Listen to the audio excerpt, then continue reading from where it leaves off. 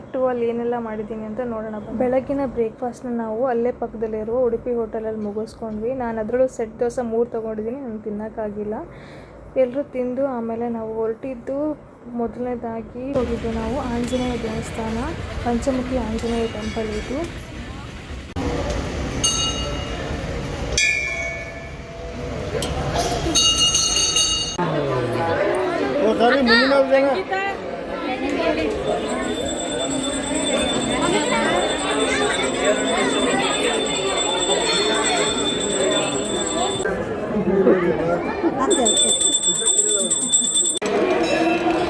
ಜೈ ಶ್ರೀರಾಮ್.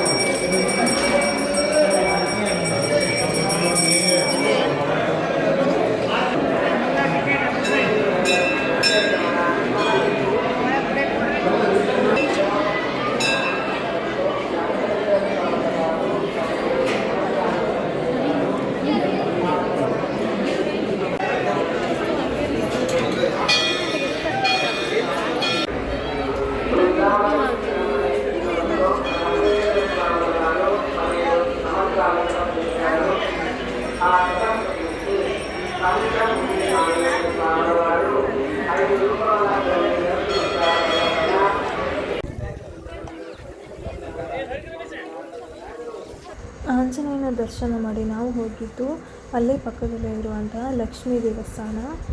ಬನ್ನಿ ಹೋಗೋಣ. ಅಲ್ಲಿ ನೋಡಿ, ಅಲ್ಲಿ ಬೆಟ್ಟ ಕಾಣಿಸ್ತಾ ಇದೆಯಲ್ಲ, ಅಲ್ಲಿ ಮೇಲೆ ಇದೆ ಲಕ್ಷ್ಮೀ ದೇವರು. ನಾವು ಸ್ವಲ್ಪ ನಡ್ಕೊಂಡು ಹೋಗಬೇಕು ಇಲ್ಲಿ. ಬನ್ನಿ ಹೋಗೋಣ. ತುಂಬ ಬಿಸಿಲಿರೋ ಕಾರಣ ನಡ್ಕೊಂಡು ಹೋಗೋಕ್ಕೂ ಆಗ್ತಾಯಿಲ್ಲ. ಸುಡೋ ಬಿಸಿಲು ಸಹ ದೇವರ ದರ್ಶನಕ್ಕೋಸ್ಕರ ನಡ್ಕೊಂಡು ಹೋಗ್ತಾ ಇದ್ದೀವಿ. ನೋಡಿ, ಇಲ್ಲೊಂದು ಸ್ವಲ್ಪ ಜನ ಹೋಗಿ ಬರ್ತಾಯಿದ್ರೆ. ಮೇಲೆ ನೋಡಿ, ಇಲ್ಲಿ ಬೆಟ್ಟದ ಮೇಲೆ ಕೋತಿಗಳು ಕೂತಿರೋದು. ಬನ್ನಿ ಹೋಗೋಣ. ಕ್ಯೂ ಸಿಸ್ಟಮ್ ನೋಡಿ, ಎಷ್ಟೊಂದು ಜನ ಆಲ್ರೆಡಿ ಬಂದು ನಿಂತಿದ್ದಾರೆ ಕ್ಯೂ ಅಲ್ಲಿ. ನಾವು ನಿಂತು ದೇವರ ದರ್ಶನ ಪಡ್ಕೊಳ್ಳೋಣ.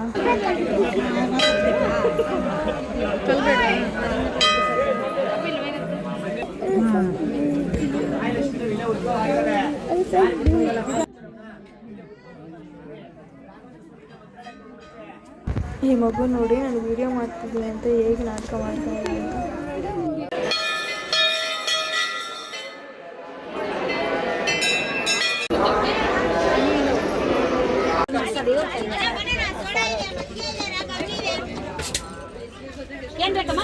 ಎಲ್ಲರೂ ಸೋಡಾ ಕುಡಿದು ಅಲ್ಲಿಂದ ಹೊರಟಿದ್ದು ನಾವು ಬಿಚ್ಚಲಮ್ಮ ದೇವಸ್ಥಾನಕ್ಕೆ. ಶ್ರೀ ಬಿಚ್ಚಲಮ್ಮ ದೇವಸ್ಥಾನದ ವಿಶೇಷ ಏನಂದರೆ, ಈ ದೇವಸ್ಥಾನವನ್ನು ಸಂಪೂರ್ಣವಾಗಿ ಬೆಲ್ಲ ಮತ್ತು ಬಾಳೆಹಣ್ಣಿಂದಲೇ ಕಟ್ಟಲಾಗಿದೆ.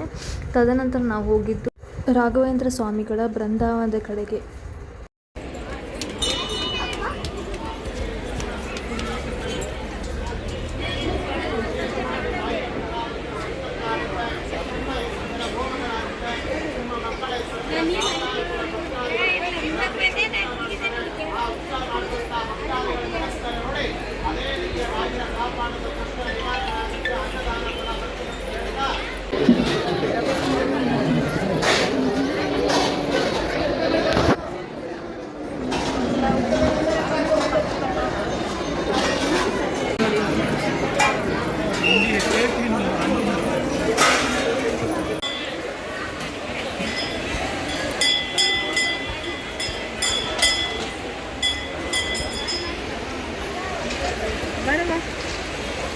ಇಲ್ಲಿಯ ವಿಶೇಷತೆ ಏನು ಅಂತಂದರೆ, ನೀವು ಏನೇ ಮನಸ್ಸಲ್ಲಿ ಸಂಕಲ್ಪ ಮಾಡ್ಕೊಂಡು ಹೋದ್ರೂ ನೆರವೇರುತ್ತೆ ಅನ್ನೋದು ಎಲ್ಲರ ಒಂದು ನಂಬಿಕೆ.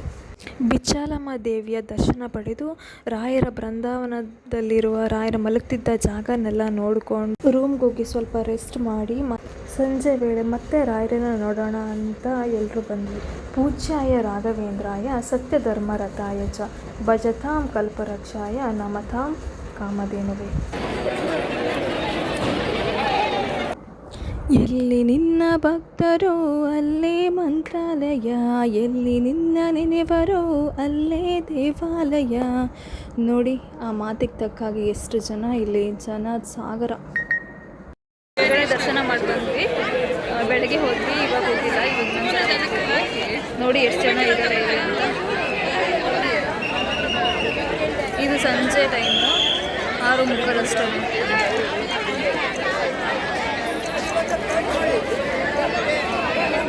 ಇವತ್ತು ಫುಲ್ಲು ರಶ್ ಆಗಿತ್ತು. ಎಲ್ಲ ಕಡೆ ಕ್ಯೂ ಕ್ಯೂ ಕ್ಯೂ ಅಂತ ಹೋದ್ವಿ. ನೋಡಿ ಇಲ್ಲಿ ನನ್ನ ಆಂಟಿ ಬೆಳಗ್ಗೆಯಿಂದ ಬ್ಲಾಗ್ ಮಾಡೋಕ್ಕಾಗಿಲ್ಲ, ಯಾಕಂದರೆ ಫುಲ್ ಒಳಗಡೆ ರಶ್ ಇರೋದ್ರಿಂದ ಹಂಗೆ ಹೋಗ್ತಾ ವಿಡಿಯೋ ಮಾಡೋದು ಮಾತಾಡೋಕ್ಕೆ ಏನಾಗಿಲ್ಲ. ಇವಾಗ ಸ್ವಲ್ಪ ಫ್ರೀ ಆಗಿದ್ದೀವಿ. ಚಿಕ್ಕಪ್ಪ ಅಲ್ಲಿ ಪ್ರಸಾದ ತೊಗೊಂಬರಕ್ಕೆ ಹೋದ್ರು. ಸೊ ನಾವೆಲ್ಲ ನಿಂತ್ಕೊಂಡು ಮಾತಾಡ್ಕೊಂಡು ಫೋಟೋ ತಗೋತಾ ಇದ್ದೀವಿ. ಬನ್ನಿ ಮಾತಾಡ್ಸ್ತೀನಿ. Aunty hi. ವಿಡಿಯೋ ಮಾಡ್ತಿದ್ದಾರೆ ನೋಡಿ. ಅವರು ವಿಡಿಯೋ ಬ್ಯಾಗ್ ಹಾಕೊಂಡಿದ್ದೀನಿ, ಸ್ವಲ್ಪ ಪೋಸ್ಟ್ ಕೊಡೋಕ್ಕೆ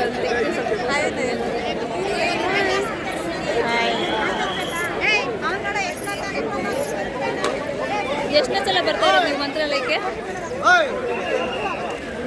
ಎಷ್ಟನೇ ಸಲ ಬರ್ತಾ ಇರೋದು? ನಾನು ಇದೊಂದು 6ನೇ ಸಲ. ಹೆಂಗೆ ಅನ್ನಿಸ್ತಿದೆ ಇವಾಗ 6ನೇ ಸಲ ಬಂದಿದೆ? ಅಂದರೆ ಅದೊಂದು ಸ್ಪೆಷಲ್ ಎಕ್ಸ್ಪೀರಿಯನ್ಸ್, ಅದನ್ನು ಹೇಳೋಕ್ಕಾಗಲ್ಲ. ಎಷ್ಟು ಕಣ್ಣಲ್ಲಿ ನೆನಪು ನೋಡು.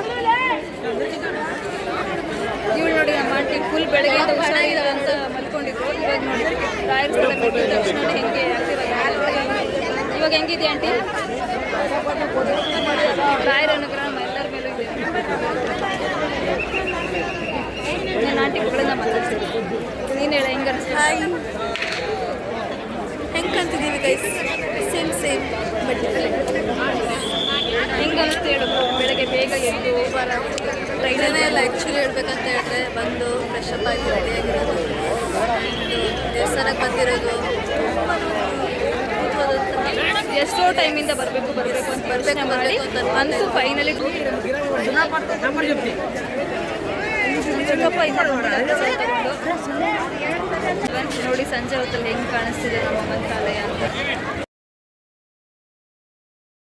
ಲೈಟಿಂಗ್ಸಿಂದ ಹೊಡಿತಾ ಇದೆ, ಕಂಗೊಳಿಸ್ತಾ ಇದೆ ಮಂತ್ರಾಲಯ. ಆ ಲೈಟಿಂಗ್ಸ್ ನೋಡೋದೇ ಎಷ್ಟು ಚಂದ ಈವ್ನಿಂಗ್ ಟೈಮಲ್ಲಿ. ನೋಡಿ ನಮ್ಮ ಮನೆಯವ್ರದ್ದು ನೋಡಿ ಎಲ್ಲ ಫುಲ್ ಡಿಸ್ಕಷನಲ್ಲಿದ್ದಾರೆ. ಚಿಕ್ಕಪ್ಪ ಇನ್ನೂ ಬಂದೇ ಇಲ್ಲ, ಪ್ರಸಾದ ತೊಗೊಂಬರ್ತೀನಿ ಅಂತ ಹೋಗಿ ಎಷ್ಟು ಲೈನ್ ಇದೆಯೋ ಗೊತ್ತಿಲ್ಲ. ಇವಾಗ ಒಳಗಡೆ ಹೋಗ್ಬಿಟ್ಟು ಮತ್ತೆ ದರ್ಶನಕ್ಕೆ ಲೈನಲ್ಲಿ ನಿಲ್ಲಬೇಕು. ಬಟ್ ಚೆನ್ನಾಗಿತ್ತು ಎಕ್ಸ್ಪೀರಿಯೆನ್ಸು. ನಾನು ತುಂಬ ವರ್ಷದಿಂದ ಬರಬೇಕು ಅಂತ ಅಂದ್ಕೊಂಡಿದ್ದೆ. ಫೈನಲಿ 2026 ನನ್ನ ಆಸೆ ಈಡೇರಿತು. ಫೈನಲಿ ಬಂದುಬಿಟ್ಟೆ. ಒಂದೇನೋ ಖುಷಿ, ರಾಯರಿದ್ದಾರೆ ಅನ್ನೋದು ನನಗೂ ಅನ್ನಿಸ್ತು. ನಿಮ್ಗೇನು ಅನಿಸುತ್ತೆ ಅಂತ ನೀವು ಕಮೆಂಟ್ ಮಾಡಿ. ನಂದಿ ಹತ್ರ ಹೋಗೋಣ. ಅವಾಗ ಹಾಯ್ ಹೇಳಿತ್ತು, ಇವಾಗ ಹಾಯ್ ಹೇಳ್ತಾ ಇಲ್ಲ.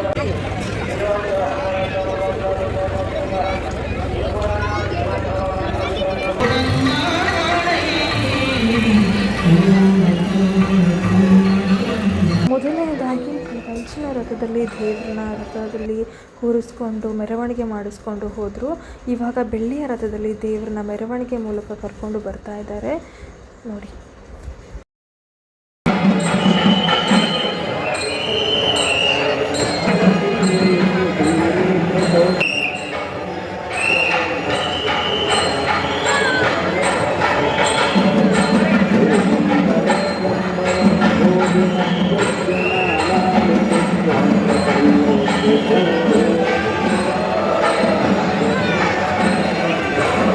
ರಥದ ಮೆರವಣಿಗೆಯ ನಂತರ ಚಿನ್ನದ ರಥದಲ್ಲಿ ದೇವರನ್ನ ಮೆರವಣಿಗೆ ಮಾಡಿಕೊಂಡು ಕರ್ಕೊಂಡು ಹೋದರು. ಇದನ್ನು ನೋಡಿ ನಾವು ಕಣ್ಣು ತುಂಬಿಸ್ಕೊಂಡು ರಾಯರ ಪ್ರಸಾದವನ್ನು ಸ್ವೀಕರಿಸಿ ರಾಯರಿದ್ದಾರೆ ಅಂತ ಮನಸ್ಸಲ್ಲಿ ನೆನೆದು ನಾವು ಊರ ಕಡೆಗೆ ಹೊರಟ್ವಿ. ನನ್ನ ಈ ವಿಡಿಯೋ ನಿಮಗೆ ಇಷ್ಟ ಆಗಿದ್ದರೆ ಲೈಕ್ ಮಾಡಿ, ಶೇರ್ ಮಾಡಿ, ಕಮೆಂಟ್ ಮಾಡಿ. ಯಾರೆಲ್ಲ ನನ್ನ ಚಾನಲ್ಗೆ ಹೊಸಬರಾಗಿದ್ದರೆ ನನ್ನ ಚಾನಲ್ನ ಸಬ್ಸ್ಕ್ರೈಬ್ ಮಾಡ್ಕೊಳ್ಳಿ. ಮುಂದಿನ ವಿಡಿಯೋಲಿ ಸಿಗ್ತೀನಿ.